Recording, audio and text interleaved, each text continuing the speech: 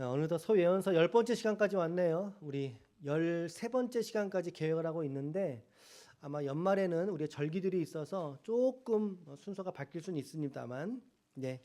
오늘 소예언서 10번째 시간입니다. 스바냐서 말씀입니다. 우리 제목 같이 함께 우리 따라 읽어볼까요? 시작. 나로 인해 기뻐하시는 하나님 감사드립니다. 아멘. 나로 인해 기뻐하시는 하나님 감사드립니다. 라고 하는 제목으로 오늘 하나님 말씀 증거하도록 하겠습니다. 우리 옆에 한번 또 우리 인사 좀 나누겠습니다. 하나님께서 여러분과 당신과 함께 하십니다. 아멘. 한 번 더 따라 합시다. 하나님은 선하시고 좋으신 아버지이십니다. 아멘. 아멘.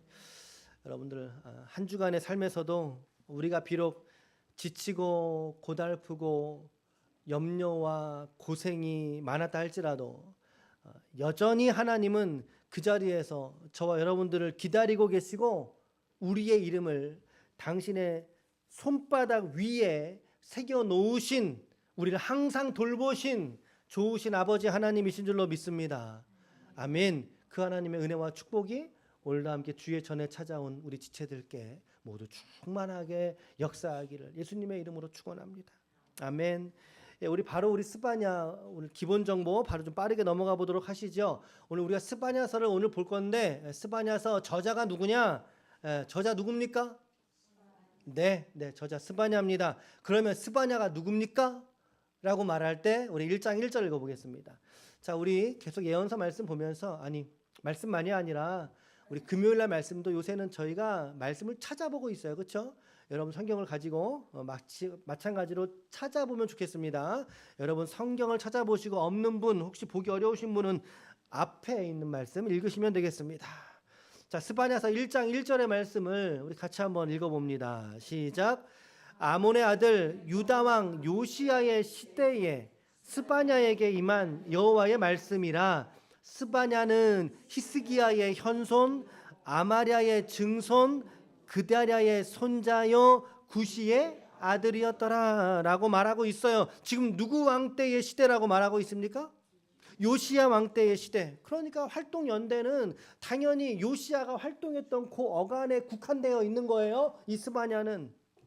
그런데 이 스바냐가 자기를 지금 자기소개하는 거잖아요. 내가 누군지 알아? 자기소개하는데 아주 특별한 표현을 썼다 이 말이에요. 이 표현이 그렇게 많이 등장하지 않아요. 성경 속에. 어떤 게 특별한 표현일까요?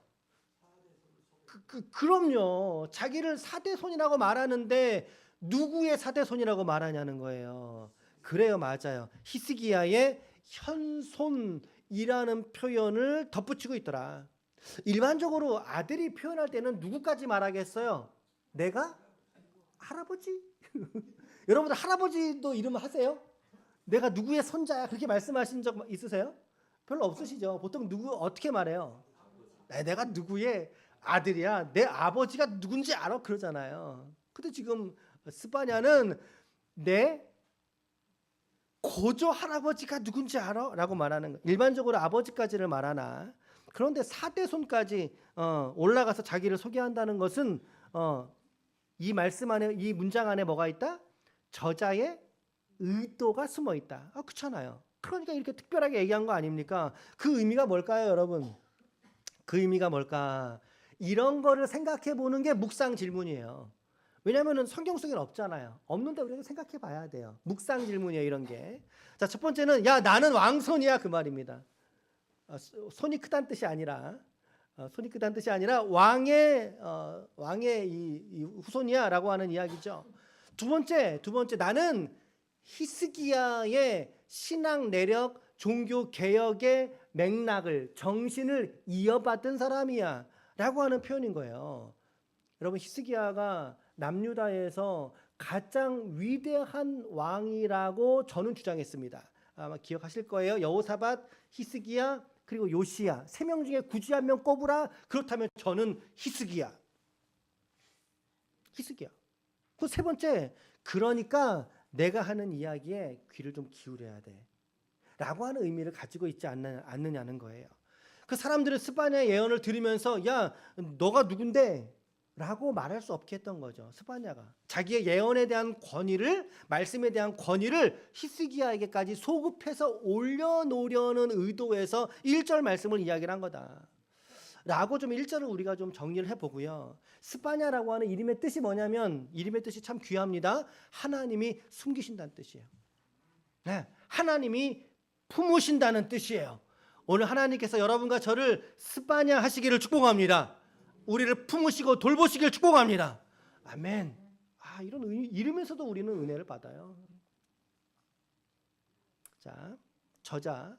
두 번째, 기록 연대가 언제냐면, 기록 연대 아까 요시야 때라 그랬잖아요. 그래서 가장 많이 언급되는 연대기는요. 이것 봐. 성경책마다 다 틀려요, 이게. 제 안에 있는 책에서는 640년에서 625년 이렇게 이야기를 했는데, 이 성경책은 640년에서 630년 이렇게 말하고 있어요. 그런데 가장 많이 지지받는 연대기는 630년입니다. 630년. 그 이유는 628년에 요시야가 종교개혁을 단행했거든요. 그러니까 적어도 이 스바냐의 예언이 요시야의 종교개혁의 도화선이 되었을 것이다 라고 추정한다는 거죠. 그래서 연대기를 이렇게 요시야의 종교개혁하고 연결지어져서 주장하시는 분들이 많더라고요. 자, 요거 기록 연대는 참고하시고요. 그렇게. 그럼 요거 기록 목적이 뭐냐? 스바냐서의 주제가 뭐냐? 제가 읽어볼게요. 보시면 됩니다. 여호와의 날 기록 목적이 없구나. 네, 제가 읽을게요. 여호와의 날, 심판의 날을 선포하며, 주보에 있을 겁니다. 회개에 이르도록 하며 하나님께 돌이키는 자에게 주어질 구원의 소망을 전해준다라고 되어져 있어요. 자, 심판을 전하고 회개한 사람들에게 하나님의 회복의 소망을 전해준다. 자, 심판, 회개, 회복, 이게 전형적인 예언서의 맥락입니다. 예언서들의 전형적인 특징이에요. 구조라는 거예요. 그 말씀을 우리가 지금 예언서 10번째나 보고 있어요. 사실은 요 어간 중에 제가 몇 번 말씀드렸던 거 기억나시죠? 심판, 회개, 구원의 도식을 따르고 있다. 스바냐서가 전형적인 도식을 따르고 있다라고 하는 거예요. 자, 주제 말씀은 그렇게 좀 정리하고요. 자, 본문 구조. 여러분, 오늘 말씀이 몇 장까지 있게요? 스바냐서가 몇 장까지 있어요? 3장까지 있어요. 우리가 다음 주일에는 학계서 안 봅니다. 다음 주일은 우리 누가복음 19장. 우리 매년마다 추수감사절 때마다 제가 우리 보는 말씀 그거 볼 거고요. 근데 다음 책은 학계서거든요. 학계서는 몇 장이게요? 2장이에요, 2장. 학계서 다음은 뭐죠? 스가랴서는 몇 장이죠? 그게 조금 어려워. 14장. 그게 좀 어려워요. 그리고 그 다음에는 뭐예요? 말라기. 이제 끝이에요. 말라기는 몇 장까지 있어요? 4장까지 있어요. 짧은 책들로 이제 앞으로 구성되는데, 다음 책은 이제 학계서입니다. 오늘 말씀은 3장짜리 본문인데 한 장마다의 장절 제목 정도만 보시면 돼요. 너무 짧으니까 사실 구조라고 할 것도 없죠. 자, 1장에 보세요. 성경책 보세요. 1장에 2절 위에 여러분 소제목이 어떻게 되어 있습니까? 여호와의 날. 그렇구나. 1장은 전체가 통으로 해서 여호와의 날에 심판을 전한다. 심판의 말씀이 1장이다. 자, 2장 보세요. 2장 보면 2장이 2단락으로 큰 제목이 나눠져 있지요. 그렇죠? 첫 번째 단락이 1절부터 3절인데 거기는 소제목 어떻게 되어 있어요? 공의와 겸손을 구하라. 이 말을 바꿔 말하면 뭡니까? 맞아. 회개하라는 얘기예요. 회개하라는 얘기. 자, 그리고 4절부터 마지막 절까지는 또 제목이 뭐라고 되어 있습니까? 이스라엘 이웃 나라들이 받을 벌. 그래서 저는 2장 제목을 이렇게 잡은 거죠. 공의와 겸손의 회개, 그리고 열방을 심판. 이렇게. 자, 그러면 3장에 넘어와 보세요. 3장 넘겨보세요. 소제목이 역시 이거 2개인데 3장 1절 위에는 어떻게 되어 있습니까? 예루살렘이 받을 형벌. 그런데 형벌만 있습니까? 그렇지요. 보호가 있잖아요. 보호한다는 건 누가 보호하신다는 거예요? 하나님이 누구를? 이스라엘을 보호하신다는 거예요. 그래서 이스라엘에 대한 심판도 있는데 하나님 돌보시는구나. 자, 그러면서 마지막 단락이 14절로 마지막 절까지가 제목이 뭡니까? 기뻐하며 부를 노래. 이렇게 돼 있어요, 성경에. 이거를 저는 3장 소제목으로 예루살렘의 심판과 회복이라고 정리를 한 거죠. 자, 어찌됐든 1장은 심판, 우리 간단하게 특징만 요약한다면 1장은 심판, 2장은 회개, 그리고 3장은 회복의 구조를 전형적으로 따르고 있다라는 거예요. 이 스바냐서의 말씀이. 자, 이런 구성의 말씀을 잠깐 살펴봤습니다. 참고하시고요. 자, 오늘도 우리 지난주와 마찬가지로 우리 지난주 하박국서와 마찬가지로 각 장마다 한 가지씩의 메시지를 살펴보면서 말씀을 진행하도록 하겠습니다. 실은 제가 오늘 본문을 좀 바꿔보려고 그랬습니다. 우리 다음 주일이 또 감사 주일이기도 하고 해서, 그래서 감사절 본문은 시편이라든지 유명한 본문들이 있잖아요. 해서 좀 바꿔봐야 되나 했는데 제 마음의 감동은 그렇게 하지 말고 이 스바냐서에 있는 말씀에서 한번 감사에 관한 메시지를 좀 찾아보면 어떨까, 감사에 대한 관점으로 스바냐서를 보면 어떻게 될까라고 하는 마음이 좀 들어서요. 그래서 좀 요 내용을 감사의 관점으로 좀 본문 관찰과 본문의 의미를 도출하기보다 감사라고 하는 안경을 끼고 스바냐서를 봤으면 좋겠다. 우리 지난 9월 달에도 사실은 이 스바냐서 했어요. 우리 새벽 예배 때 5번이나 했어요. 5번. 그래서 금요일 저녁에 말씀도 기억이 나는데 할 수 있는 분들은 금요일 저녁 설교를 한번 들어보시면 좋을 것 같아요.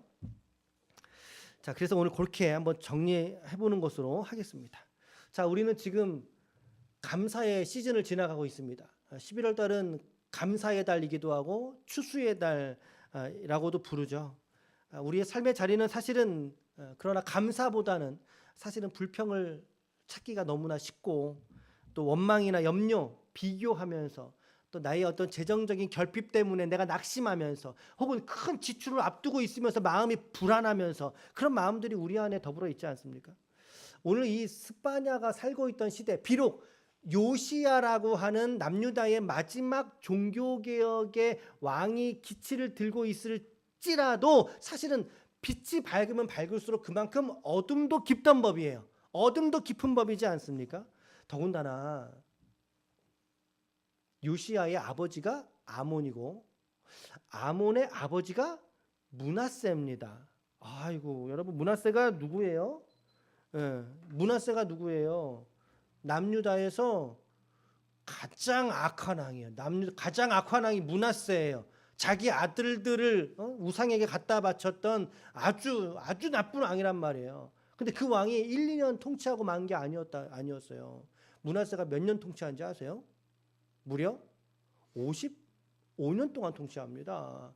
저도 아직 그 나이가 되지 않았는데 그래요. 그렇게 오랫동안 악한 왕이 집권을 했다면 그 시대 상황 속에 백성들의 마음은 어땠을까요? 이미 불신앙의 뿌리가 얼마나 깊게 자리 잡고 있었겠느냐라고 하는 거예요. 그들은 종교적으로 썩어 있었고, 오늘 말씀에 이따가 나오거든요. 종교적으로 썩어 있었고, 백성들은 하나님을 잊고 살고 있었고, 지도자들은 자기 이익만 탐하고 있던 그런 시대 속에서 오늘 스바냐는 여호와의 날의 도래를, 여호와의 날의 심판을 그 백성들에게 선포할 수밖에 없었다라고 하는 거예요. 그래서 여러분들이 다 읽어오셨죠?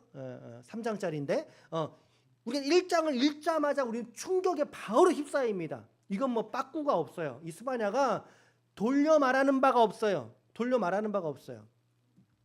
일단 먼저 1장 14절 한번 읽어볼까요? 1장 14절 말씀 같이 한번 읽겠습니다. 시작. 여호와의 큰 날이 가깝고도 빠르도다. 여호와의 날의 소리로다. 용사가 거기서 심히 슬피 우는도다. 누가 울어요? 용사가 울어요. 용사는 누구를 말합니까? 전쟁에 능한 자를 말하는 거예요. 근데 그가 울고 있어요. 왜? 여호와의 날을 피할 수 없거든요. 여호와의 날에 승산이 없거든요. 이 무서운 말씀 속에서도 오늘 스바냐는 하나님이 이스라엘을 사랑하시고 돌보시고 회개함으로 당신께 나아온 자녀들을 어떤 마음으로 품고 계시는지를 보여주는 말씀이 오늘 스바냐서의 말씀이다. 자, 우리가 오늘 이 말씀을 통해서 그럼 어떻게 감사라고 하는 관점으로 우리가 이 본문들을 풀어갈 수 있겠는가? 첫 번째입니다. 첫 번째, 1장에서 우리는 이런 감사의 본질을 발견하게 됩니다. 같이 함께 읽을까요? 시작. 감사는 심판의 현실 속에서 더 드러나게 된다라는, 돋보이게 된다라는 거예요. 다음 주에 얘기 때 스파냐 시대가 비록 부요했을지라도 그들의 영적인 실상은 메말라 있었어요. 감사할 줄 모르고 결국에 감사를 잃어버린 백성들이 된 거 아닙니까? 하나님에 대한 찬송과 감사의 고백이 사라진 시대로 전락하고 있던 시점이라는 거지요. 그의 고조 할아버지 히스기야. 히스기야 때는 신앙개혁으로 얼마나 예배가 회복되고 감사가 회복된 시절을 살고 있었겠어요. 그러나 므낫세를 지나고 아몬을 지나서 요시야 초기 시절까지의 이 부패와 이 모습 안에서 그들은 하나님께 감사를 잃어버린 세대로 전락돼 버리고 말았던 거죠.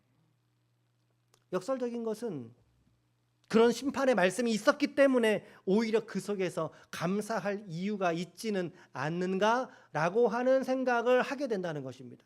감사를 할 이유가 그 속에 있지는 않는가라고 묵상하게 된다는 것입니다. 좀 아이러니하죠. 자, 스바냐 1장 2절과 3절을 좀 읽어볼게요. 자, 어떤 단어가 강조되고 있는지를 살피면서 보겠습니다. 2절 3절 시작. 여호와께서 이르시되 내가 땅 위에서 모든 것을 진멸하리라.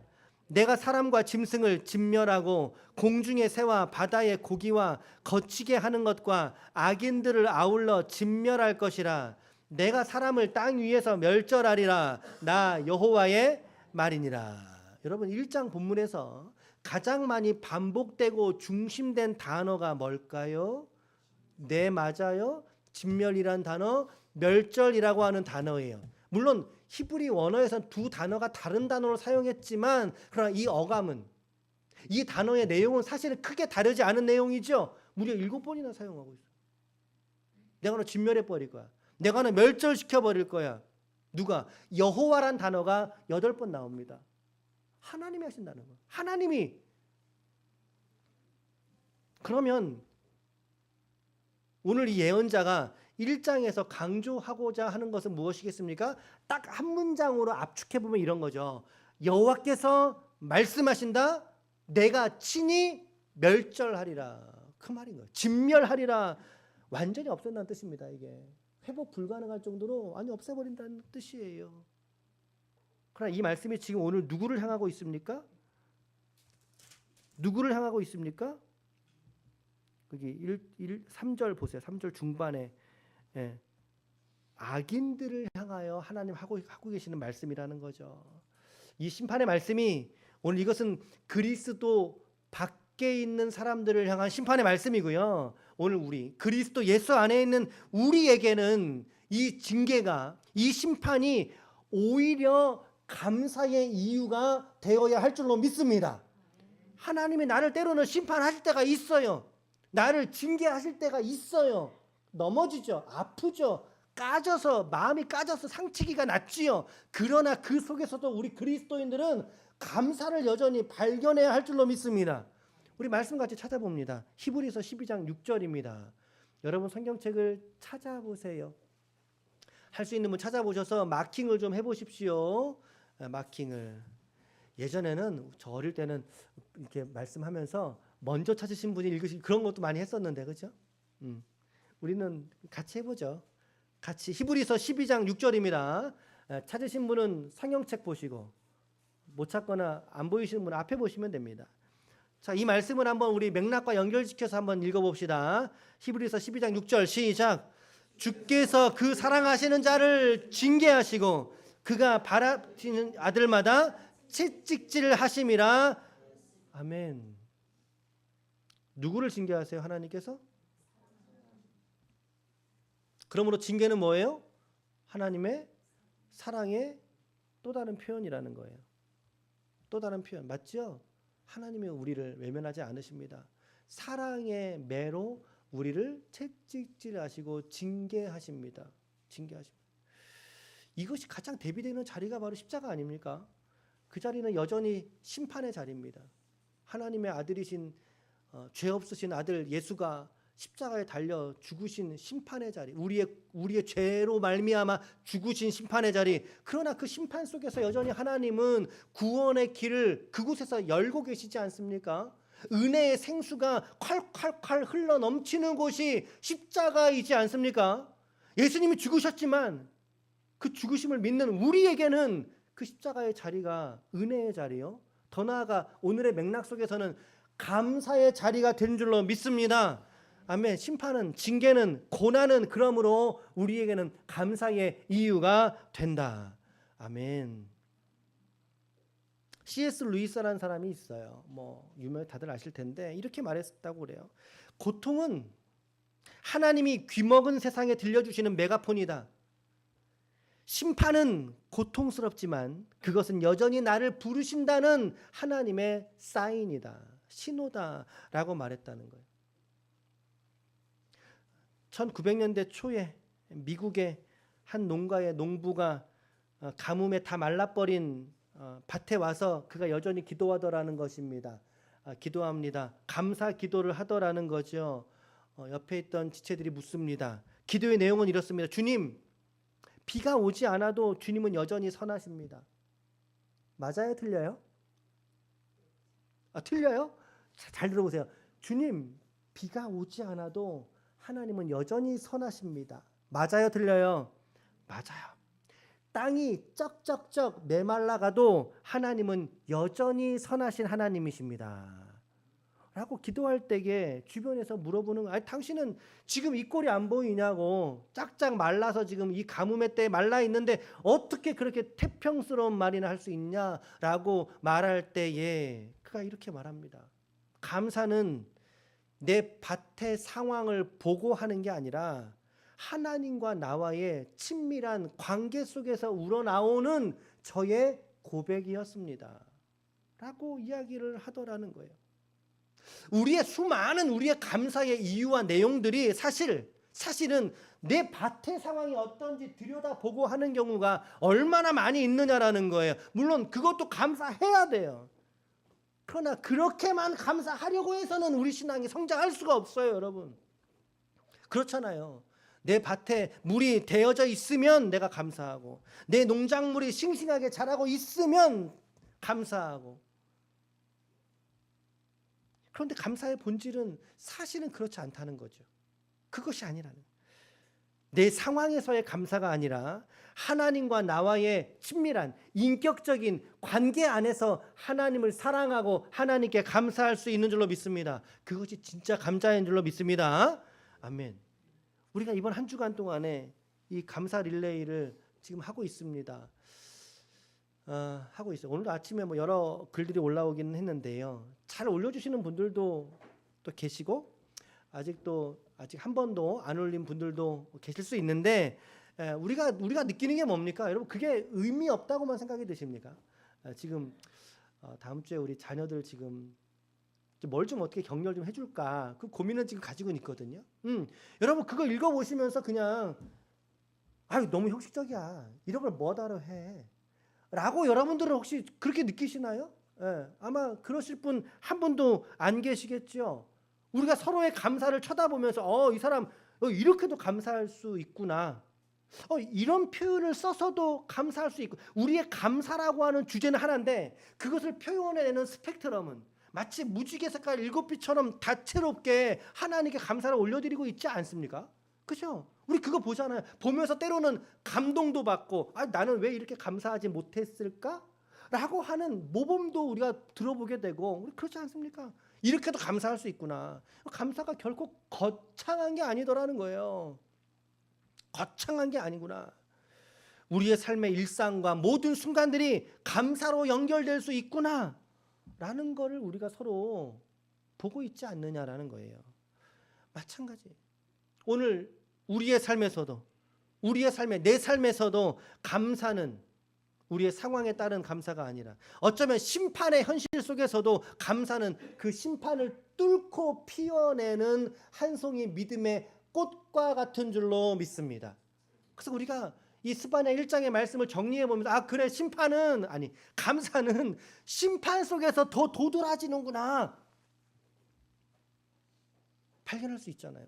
묵상해 가면서 1장의 이야기를 이렇게 정리해 봅니다. 1장의 이야기 이렇게 정리해 봅니다. 그 두 번째 2장이겠죠. 두 번째는 같이 읽습니다. 시작. 감사는 겸손해서 자라난다라는 거예요. 회개와 겸손해서 감사가 자라난다는 거, 켜켜이 쌓여 자라나게 된다라는 거예요. 느낌이 딱 오시죠? 1절과 2절 읽겠습니다. 1절과 2절 시작.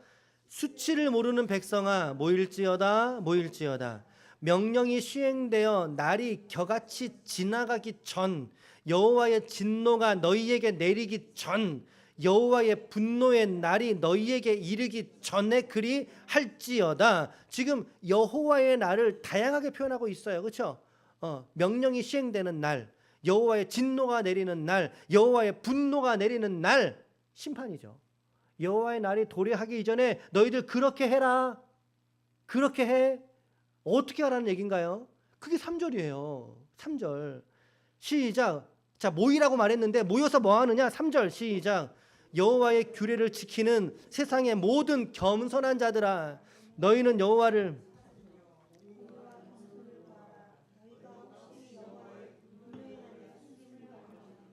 아멘. 아멘. 그래서 1절로 3절의 이야기를 공의와 겸손을 구하라. 성경책이에요.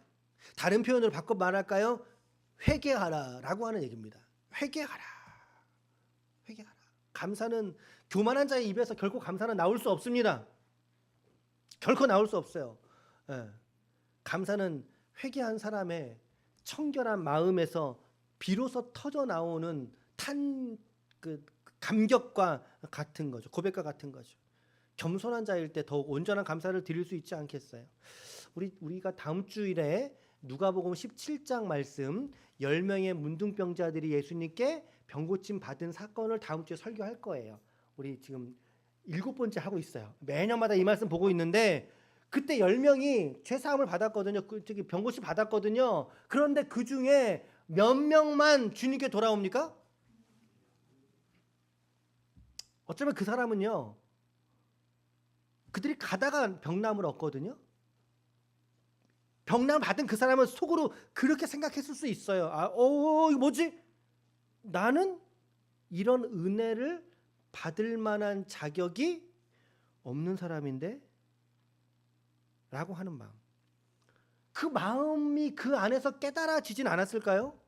저는 그런 묵상 해보게 돼요. 그 말씀을 계속 좀 쳐다보면서 맞습니다. 감사라고 하는 것은요, 이렇게 내가 자격 없는 존재라고 하는 사실을 발견할 때 비로소 감사할 수 있는 거예요. 그렇지 않습니까? 저도 지금 이 시간 얼마나 감사한지 몰라요. 진짜 얼마나 감사한지 몰라요. 왜? 사실 제가 이 자리에 설 수 없는 사람이거든요. 여러분들이 저를 잘 몰라서 그렇지, 저를 조금만 여러분들이 아시면 저따구 인간이 저기 저렇게 서 있다니, 정말 여러분 그러고도 남으실 거예요. 진짜. 그러나 이 자리에 여전히 서서 말씀을 전하는 자리에 하나님 세우신 것이 얼마나 큰 두려움이고 얼마나 큰 감사와 감격인지 몰라요. 내가 이런 자리에 설 자격이 없는데 말이죠. 어느 교도소 수감시설에서, 교도소에도 교정관이 있고 거기도 종교생활 하죠. 한다 그래요. 근데 이제 거기 기초물이 다 있는데 이제 기독교 행사 중에 추수감사 예배를 드렸다고 합니다. 드리는데 대표기도를 하던 사람이, 대표기도를 하던 수감자가 이렇게 기도하더라는 거예요. 기도할 때, 주님, 이 철장 안에 제가 있음에도 불구하고 우리에게 참된 자유를 주셔서 감사합니다. 다시 한번, 주님 하나님, 우리가 이 철장 안에 있지만 그러나 참된 자유를 주셔서 감사합니다. 하고 기도하더라는 거예요. 그들이 여전히 죄인의 신분이에요. 형기가 남아있고 형기를 살아내야지만 죄 없다 함을 받고 나올 수 있는 사람들이에요. 수감자의 형편이죠.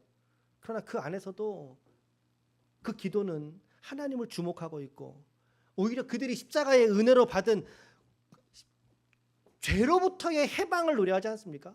영혼의 해방을 바라보면서 하나님께 감사하더라는 것입니다. 어쩌면 감사가 이런 거 아니겠어요? 이 은혜 내가 받을 자격이 없는 사람인데, 수감자인데, 그럼에도 불구하고 이처럼 저를 구원하시니 감사합니다. 받을 자격이 없고 누릴 자격도 없지만 그럼에도 불구하고 내게 찾아와 주신 하나님의 임재와 은혜 앞에 믿음으로 엎드리는 것이 우리의 감사여야 할 줄로 믿습니다. 존 칼빈은 이렇게 말했습니다. 하나님께서 우리에게 허락하신 모든 것이 사실은 은혜이며 우리가 그 은혜를 깨달을 때 비로소 그것들이 감사가 된다. 은혜를 깨달을 때 비로소 감사가 되는 거예요. 아멘. 오늘 여러분들 삶의 형편과 주변에 주시는 하나님의 은혜를 깨닫는 여러분들이 되시기를 축복합니다. 우리가 이 감사의 시즌, 이 시즌을 지나가면서 우리는 많은 사람들이 사실은 감사의 리스트를 적어요. 다음 주에 여러분 꼭 좀 적어서 오세요. 그냥 봉투만 이렇게 딸랑 하지 마시고 꼭 적어서 마음으로 준비하면서 기도하면서 뒤에다가 감사를 적어보세요. 감사 리스트를 적어보세요. 제가 지난주에 이룸교회라고 이제 소그룹 세미나, 지도자 세미나를 다녀왔잖아요. 다녀왔는데 거기에 시트가 하나 있더라고요. 주일날 예배 때 나눠줬대요. 성도분들에게. 그 시트를 봤더니 그 뒷면에다가 감사의 리스트를 25개를 적어보라고 해놨더라고요. 용지에다가 25개를 적으라고. 25개로 적을 수 있으십니까? 우리가 적어서 눈으로 보면 그게 기억에 남거든요. 적은 거 감사의 내용들을 헌금하시기 전에 사진 한번 찍어 놓으세요. 찍어 놓으셔서 그걸 좀 여러 번 좀 보시길 바래요. 그런데 오늘 말씀의 스파냐의 관점에서 보면, 오늘 스파냐의 관점에서는 사실은 우리는 감사의 리스트를 먼저 쓸 자들이 아니라 사실은 무엇의 리스트를 먼저 써야 되죠? 스파냐의 맥락에서는 감사의 리스트가 아닌 회개의 리스트를 먼저 써야 되는 사람들인 거예요. 저와 여러분들은. 그렇지 않습니까? 회개의 리스트, 어쩌면 우리의 죄목록, 우리의 사사로운 우리의 마음과 감정이 움직일 대로 상해져 버린, 교만해져 버린 우리의 마음들이지 않느냐는 거예요. 마치 하나님 없어도 살 것처럼 여겼던 우리의 삶의 순간들, 나의 필요할 때만 하나님을 찾았던 그러한 삶의 순간들, 그럼에도 불구하고 여전히 나를 잃어버리지 않으시고 나를 찾아주시고 나를 붙드시는 하나님께 감사할 줄 아는 것, 이것이 참된 회개의 감사라고 생각을 합니다. 그래서 우리는 2장 말씀을 지나가면서 감사는 성도가 회개할 때, 성도가 겸손하게 하나님의 은혜를 깨닫는 자리에서 비로소 한 발자국 한 발자국 자라나는구나 라고 하는 거예요. 이거를 깨닫게 돼요. 그러니까 지금 감사라고 하는 관점으로 보기 때문에 이런 말씀 드리는 거예요. 우리 예전에 9월 달에 설교에서 이렇게 안 했어요. 참고하시고, 바라기는 9월 달 스바냐서에 대한 정리를 금요일 날 마지막 저녁에 했거든요. 그러니까 그 설교를 한 번 더 좀 들어보시라 그 얘기예요. 9월 중순이었는데.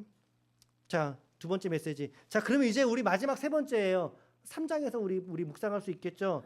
같이 읽습니다. 시작. 감사는 완성되더라 이 말입니다. 2장 1절에서 3절은 회개로의 초대였지만, 그러나 이어지는 내용은요, 2장이 몇 절까지? 15절까지 있는데 그 중에 3절 뺀 나머지 12절은요 이웃 나라들이 받을 형벌에 대해서 기록하고 있어요. 가사, 암몬, 모압, 구스, 애굽이죠. 구스, 그리고 아수르까지의 멸망을 예언자는 선포한단 말이에요. 자, 그리고는 3장으로 넘어오면서 3장 보세요. 1절에서 8절까지가 한 동그라미일 것입니다. 아니구나. 8절에 하나가 더 있구나. 1절부터 8절까지 한 문단으로 예루살렘이 받을 형벌에 관한 내용을 말하고 있습니다. 다른 나라 심판했지만 너희도 열애는 아니야. 너희도 심판받아야 돼 라고 하는 거예요. 이 예루살렘의 영적 실상이 뭐였느냐? 아까 제가 개요 설명하면서 말씀드렸습니다. 그 영적인 실상이 3절과 4절입니다. 자, 이스라엘의 영적 실태 3절과 4절 한번 읽어볼게요. 꼼꼼히 관찰하면서 읽어보시길 바라요. 시작. 그 가운데 방백들은 부르짖는 사자, 그의 재판장들은 이튿날까지 남겨주신 것이 없는 저녁 일이, 그의 선지자들은 경솔하고 간사한 사람들이요, 그의 제사장들은 성소를 더럽히고 율법을 범하는 자. 여기 표현된 방백이란 말은 지도자, 정치인이라는 의미인데 지도자를 말하는 거예요. 사자와 같다는, 물어뜯는 사자와 같고, 재판관들은 이리와 같다라는 거예요. 그런데 하나님은 이런 이스라엘의 허물 속에서도 그들이 회개함을, 아까 돌아오라 그랬잖아요. 모여서 회개하라 그랬잖아요. 회개하며 돌아온 그의 백성들에게 그들을 돌보시고 그들에게 그들을 보호하시기를 결정하셨어요. 하나님 결정하십니다. 구약에서 가장 독보적인, 하나님의 사랑이 가장 독보적인 구절을 오늘 이들에게 하나님이 내려주셔요. 말씀하셔요. 그게 오늘 우리가 읽은 주제 말씀이에요. 우리는 뭐 14절로 20절까지 읽었죠. 근데 이 중에 단 한 절만 읽기를 원합니다. 스바냐 3장 17절입니다. 17절. 같이 함께 여러분들의 성경을 보면서 천천히 하나님이 나를 향하여 이 시간 갖고 계시는 주님의 마음이 무엇인가를 한번 좀 생각해 보세요. 그 마음과 중심으로 읽어보세요. 17절 시작. 너희의 하나님 여호와가 너희 가운데 계시니 그는 구원을 베푸실 전능자시라. 그가 너로 말미암아 기쁨을 이기지 못하시며 너를 잠잠히 사랑하시며 너로 말미암아 즐거이 부르며 기뻐하시리라 하리라. 아멘. 우리 아까 불렀던 그 찬양 있죠?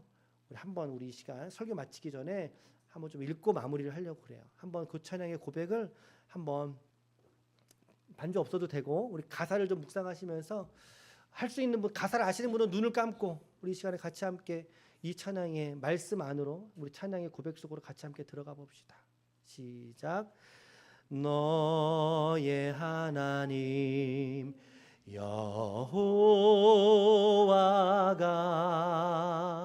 너의 가운데 계시니 그는 구원을 베푸실 전능자시라.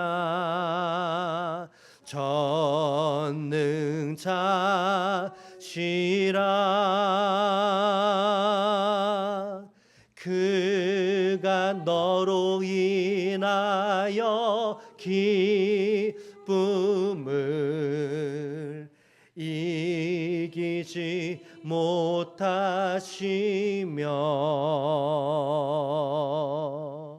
너를 잠잠히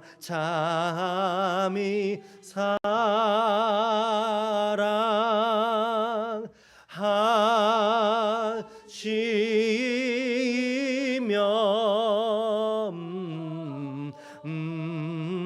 즐거이 부르며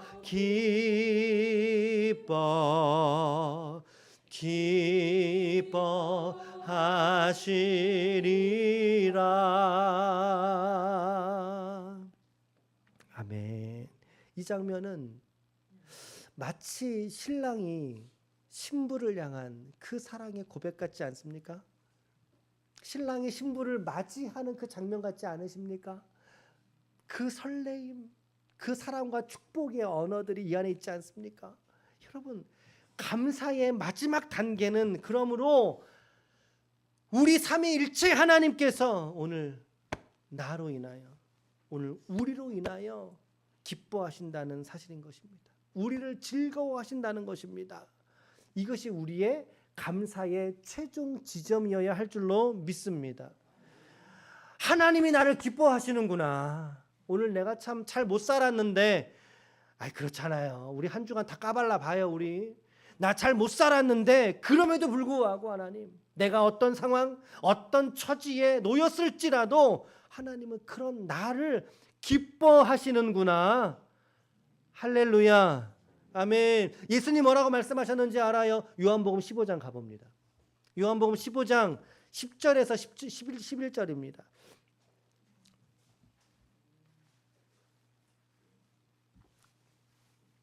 시작. 내가 아버지의 계명을 지켜 그의 사랑 안에 거하는 것 같이 너희도 내 계명을 지키면 내 사랑 안에 거하리라.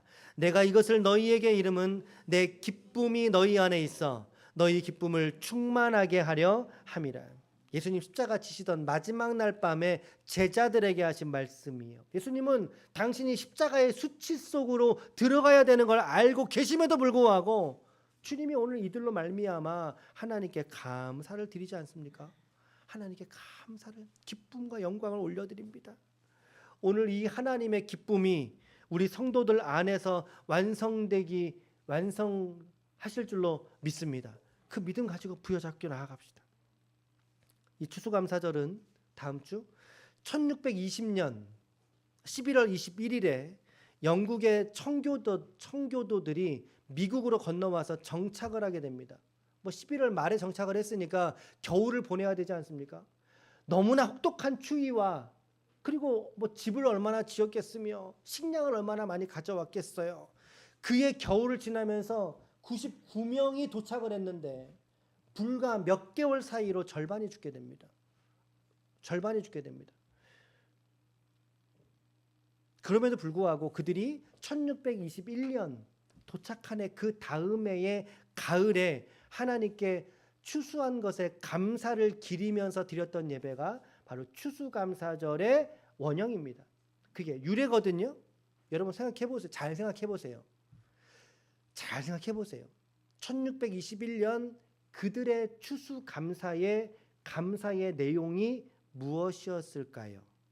생각해 보세요. 제발. 99명 중에 절반이 죽었어요. 자, 첫 해 농사예요. 농사의 소출이 많았을까요? 적었을까요? 여러분 생각을 해보세요. 그때 그 추수감사여서 우리가 이렇게 하는 거야. 그게 아니라니까요. 그거 아닌 걸 말씀드리고 싶은 거예요. 저는 그때 1621년에 그곳에서의 추수감사가 과연 풍년이어서 추수감사를 드렸겠느냐는 거예요. 그렇지 않아요. 이 감사절의 기원에서 그들이 하나님께 감사했던 것은 제목은 단 하나였습니다.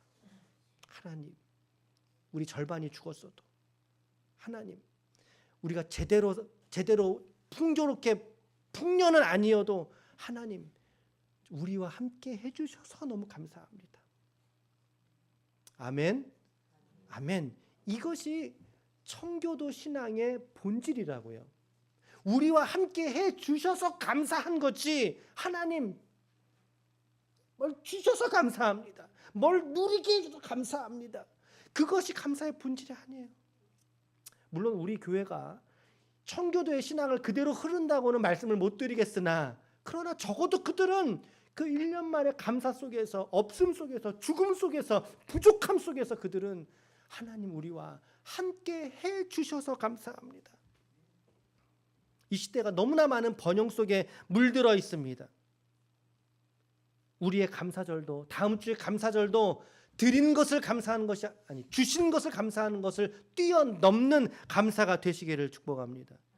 이들의 그 감사 앞에 하나님은 또 얼마나 기뻐했을지 생각해 보세요. 그들을 향한 감사를 통해서. 우리는 그러므로 이 감사절을 준비하는 이 즈음에 하나님께 드린 최고의 감사는 바로 임마누엘로 에베네셀 하신 하나님이 오늘 우리로 기뻐하시도록 하는 것, 그것이 우리의 최고의 감사죠. 이 감사함으로 우리가 이번 한 주간 동안 더 잘 준비하자고요. 마음으로 준비하시자고요. 아멘, 아멘, 아멘, 아멘. 결론의 말씀입니다. 결론은 세 가지인데요. 스바냐서의 감사를 살펴보려고 했습니다. 오늘은 지난 금요일 밤 설교를 한번 참고하시길 바라고, 감사는 우리의 현실을 외면하는 근거 없는 낙관론이 아닙니다. 하나님을 신뢰하는 믿음과 신앙의 선언입니다. 이 감사의 진정한 목적은 나를 기쁘게 하려는 것이 아니라 하나님을 기쁘시게 하려는 우리의 의지이고 고백입니다. 우리 감사절에 다시 한번 다짐합시다. 우리가 그분의 기쁨이 되겠다고. 우리가 하나님의 미소가 되겠다고 다짐하시는 시간 되시길 바랍니다. 우리 기도 제목 세 가지 제안해 드렸는데 요거 마저 읽고 오늘 말씀 이제 마칩니다. 이번 한 주간 동안에 우리 세 가지의 감사들 한번 붙드시고 기도하길 원합니다. 첫 번째 기도입니다. 시작. 두 번째요.